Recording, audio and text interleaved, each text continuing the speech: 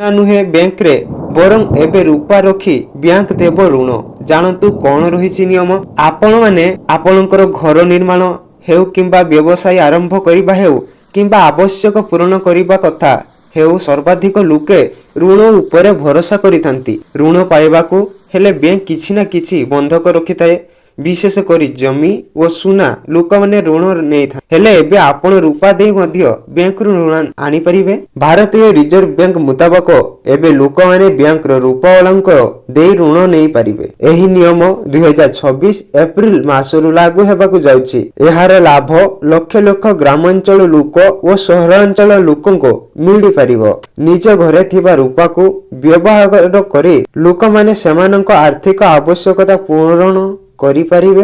एबे आसंतु जानिबा एही रूपार ऋण नेई कोन रहिछि नियम। एबे देशर लोक माने रूपा बंधक रखी ऋण नेबार सुभाद पाई परिबे। भारतीय रिजर्व बैंक प्रस्तुत करिथिबा नियम मुताबक जणे ग्राहक सर्वाधिक 10 किलो किंबा सर्वनिम्न 500 ग्राम रूपा बंधक दे बैंक रु ऋण नहीं पारिबो। एही सुविधा समस्त बैंक, सरकारी बैंक और अण बैंक आर्थिक संस्था पाई परिबे। रिजर्व बैंक रो नियम मुताबक रूपा दे ग्राहक नहीं पारिबे ऋण 7 वर्ष मध्य परिशोध करिबाकू पड़िबो। सुध हार बैंक स्थिर करिबो, अर्थात जेभली सुना ऋण उपरे सुध लागिछि सेही भली रूपा ऋण उपरे मध्य सुध स्थिर करा जिवो। जदि ग्राहक ठीक समय रे ऋण परिशोध न करे तेबे बैंक बंधक रूपा को नीलाम करि परिबे। एही क्रम रे 5000 टंका पर्यंत प्रोसेसिंग शुल्क ऋणदाता संस्था नहीं पारि।